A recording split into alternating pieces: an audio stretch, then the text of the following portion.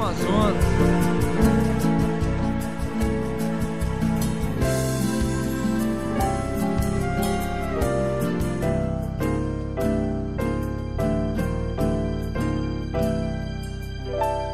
Estar em Manaus, capital do Amazonas, e não visitar esse, que é o teatro, um dos teatros mais espetaculares do mundo, é uma heresia. Todo ao redor, os paralelepípedos foram feitos com borracha, tudo isso para amenizar os barulhos, para não interferir na experiência, que tem que ser a melhor possível você estando dentro desse monumento.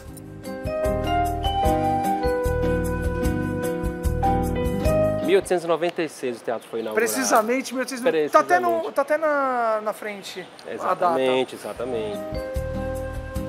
Todo mundo que vem a Manaus, a negócios, a visita, sempre vai vir ao Teatro Amazonas, é o nosso principal ponto. E é a casa mais viva também. O que você quer dizer com isso, Casa Viva? Esse é o principal e mais ativo teatro da cidade de Manaus. No caso, a gente tem espetáculos durante o ano inteiro, temos cinco corpos artísticos que se apresentam. Corpo de dança, Coral do Amazonas, Orquestra Filarmônica, enfim, eles se apresentam aqui durante o ano inteiro. A ideia da multiculturalidade da cidade, uma cidade muito cosmopolita, uma comunidade asiática forte, o nosso traço indígena, obviamente, muito forte, com o Festival de Parintins. E o Teatro Amazonas, ele é justamente o palco para isso. As expressões culturais da cidade todas se encontram aqui.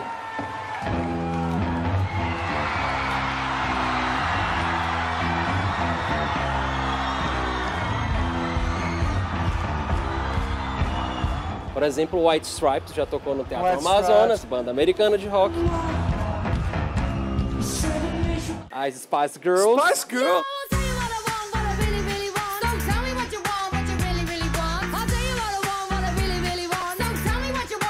Roger Waters fez a premiere da sua primeira composição de óperas aqui no Teatro Amazonas. É mesmo? Uma ópera chamada Issairá.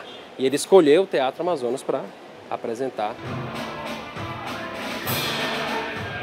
A gente está aqui na varanda frontal da casa, um lugar que a gente teria uma visão belíssima da cidade e que era o lugar favorito dos barões. Brasil, monopólio mundial da produção de borracha. Manaus era a Paris dos trópicos. E a cultura europeia total foi aqui consolidada no Teatro Amazonas. Primeira capital de um estado brasileiro a ter luz elétrica, Manaus. Primeiro teatro brasileiro a ter luz elétrica, o Teatro Amazonas. E assim, entendam o advento da eletricidade no meio da floresta amazônica. 4 a 5 meses de viagens de navio a vapor da Europa para cá. E aqui, Salão Nobre. Salão Nobre, beleza. Olha, essa era a sala de festas da casa, né, basicamente. Reunião, encontro social desses barões. E essa aqui era a nossa área VIP. Então constrói esse teatro lindo, traz coisa do mundo inteiro. Aqui nós temos mármore. De Carrara italiano, vermelho da França. Temos lustres de vidro de Murano, de Veneza, na Itália. Folha de ouro. 12 mil peças de madeira de 4 espécies na marchetaria do piso. Caramba. Uma pintura belíssima no teto.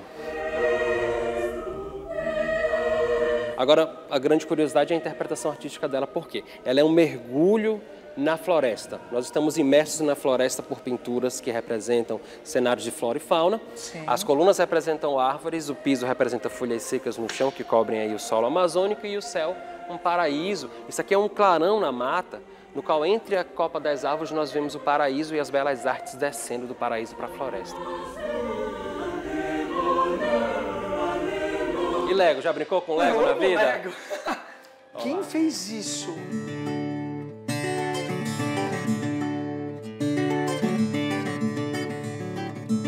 A Lego é uma empresa muito antiga, né? Sim. E, bem, a ideia foi de que eles tinham em Manaus uma fábrica entre os anos 70 e 80 e resolveram homenagear o Teatro Amazonas. Aí, ao fazê-lo, então, trouxeram essa maquete para cá. E a puseram, então, no showroom deles, enfim, na sua recepção ficava lá exposta. E em 2001, apenas muitos anos depois, inclusive de abandono, essa maquete foi doada pra gente e aqui está. Que 30 legal. mil peças de Lego. Uma maquete em escala mesmo.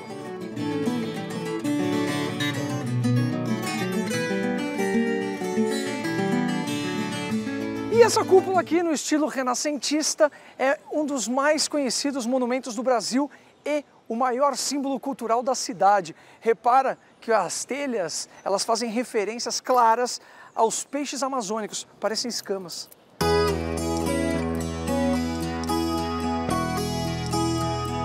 Essa é uma das maiores curiosidades do nosso teatro. Essa bola colorida, vamos falar assim, não fazia parte do projeto original. Ela foi adicionada para simbolizar... O que você acha que ela simboliza? Simboliza o Brasil. A bandeira brasileira, a gente consegue Totalmente. ver o símbolo embaixo. As cores. Exato. E é verdade que são 36 mil ladrilhos. Exatamente. Exatamente? São telhas de cerâmica das montanhas de Alsácia, entre a França e a Alemanha. Ah, mentira. Sério. Vamos ver aqui de perto? Em 1889, durante a construção da casa, foi proclamada a República, oficializada a nova bandeira brasileira, caindo a monarquia portuguesa. Sim. Então, era um fervor, essa febre política, né, da transição. E o Eduardo Ribeiro, o nosso engenheiro, que construiu a casa, negro, o primeiro governador negro de um estado no país foi aqui, no estado do Amazonas. Ele construiu a casa e teve a ideia de adicionar a cúpula a um projeto perfeito. Entendo, alterar um projeto de arquitetura inspirado na Garnier, casa francesa, que foi uma inspiração dessa casa. E ainda ele colocando essa cúpula fica mais eclético ainda. Mais ainda. Mas ele deu uma tropicalização. Total. Ele trouxe... Vem cá, Samir, isso aqui é uma mesquita? Alguma ideia de mesquita? Eu digo, não, meu amigo, não tem nada a ver. A cúpula foi a maior mensagem de desafio. Primeiro pelo próprio engenheiro, que era um homem de cor, que era a grande referência da engenharia, consolidado, no caso, pelos barões estrangeiros, e o empresariado brasileiro sempre tentando reprovar a ideia de ter tanto poder nas mãos de um engenheiro. Negro. Olha, esse homem negro aqui nessa cidade estabeleceu a telefonia, água encanada, sistema de esgoto, iluminação pública, bondinho elétrico, além da eletricidade que eu te falei. Sim. Então, e, lógico, somente o Teatro Amazonas. Então, eu falo sempre com muito orgulho porque, de fato, foi uma história ímpar desse homem aqui na cidade. Curiosidade, a capacidade dessa casa é de 701 pessoas. 701? 700 pessoas e o governador. Olha que legal. A cúpula do teatro é cortada por ladrilhos, vidros coloridos, lâmpadas internas eram acesas para acender a cúpula por dentro, e isso sinalizava à cidade de que haveria evento naquela noite. O teatro parava a cidade, né? As pessoas vinham assistir ao tapete vermelho, as pessoas entrando no teatro, e isso é uma tradição mantida até hoje, né? A cúpula naquele período, na verdade, era vista por toda a cidade. Agora, por causa dos prédios... Isso, agora a gente está bem bloqueado. Mas naquele tempo, então, eu morava lá na periferia, longe, enfim, não importava onde, via a cúpula acesa. Hoje eu vou lá na praça, assistir lá o André e sua esposa entrando no teatro. Apagou a cúpula exatamente logo após o espetáculo, apaga e já sabe que não dá mais para entrar, que já perdeu o espetáculo. A gente usa mesmo como sinalização. Os paralelepípedos eram confeccionados e postos milimetricamente com borracha. Exatamente. Essa foi a primeira solução acústica da casa. Por causa, senão ia ter muito barulho das carroças, dos carros chegando. Exato. Então, não tinha ar-condicionado na casa. E naquele tempo, janelas e portas abertas permitiam o som entrar, e eles fizeram, então, essa pavimentação emborrachada todo o entorno do teatro. Melhor, não precisa falar para todo mundo. Acabou. Não fizeram regra nenhuma. A gente tem umas figuras aqui muito importantes na nossa história. Villa-Lobos. Heitor Villa-Lobos se apresentou aqui em 1911. Carlos Gomes. O Carlos Gomes iria inaugurar o Teatro Amazonas, cara. A gente tem essa história, nós perdemos ele entre os dedos, vamos falar assim.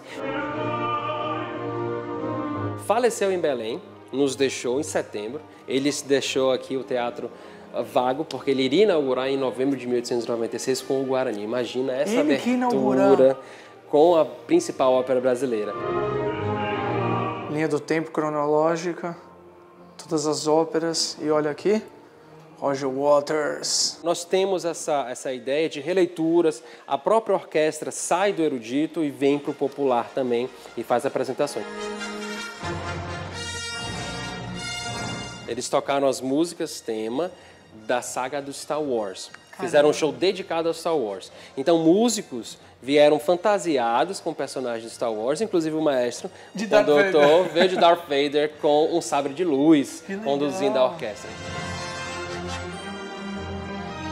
Além desse, também a gente teve o Music Station, que eles tocaram temas de videogame, outro também evento que o pessoal viu fantasiado, de Mario, de Zelda, tudo mais, e outro que foi o do Senhor dos Anéis, também mais fantasia.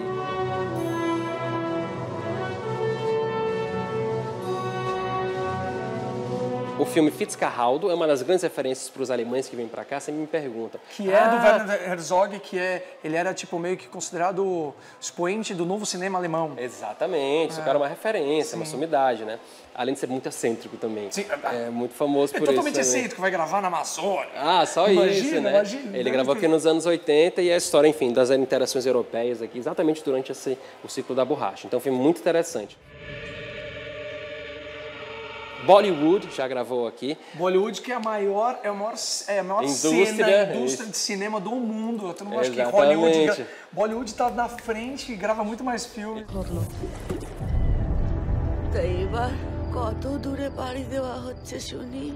Cheguei aqui, tipo, sei lá, 7h30 da manhã, quando eu vejo centenas de indianos, assim, gravando, tá, que nem a sua equipe, e colorido, assim, e dançando. E tal, e gravando um filme de época. In our mission.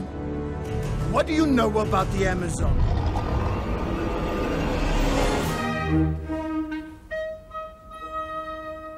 As melhores posições do Teatro Amazonas são sempre a nossa plateia, não é isso? E lá, então, eram os camarotes que tinham a pior posição para você assistir a um espetáculo, porém, todos conseguiam vê-lo. Você era parte do espetáculo. Então, duas famílias aqui disputavam para comprar 2 do lado esquerdo, 2 do lado direito, os duplex ali dos camarotes especiais que eram leiloados uma hora antes do espetáculo. Tem uma estimativa de valor total de custo de construção desse teatro para hoje? A gente tem a estimativa de que no período foram gastos 21 milhões de dólares naquele período. E entenda, não havia bolsa de valores, era o primeiro boom do capitalismo logo após a Revolução Industrial, ali do século XIX. Né? Então era um dinheiro assim, exorbitante que foi gasto para cá. Já foi na Torre Eiffel lá em Paris? Sim. Beleza, já ficou embaixo da torre? Sim. Olha para cima. Olha só! A gente tem a base da Torre Eiffel representada no teto. As 4 colunas. Era realmente para te transportar para Paris. Belle Époque. Essa visita que a gente acabou de fazer, você também pode fazer. O Teatro Amazonas é aberto ao público e tem visitas guiadas em 3 línguas, português, inglês e espanhol. E além da cultura, da história viva, você vai sair daqui embriagado com os efeitos que a beleza causa na sua alma. Então aproveite.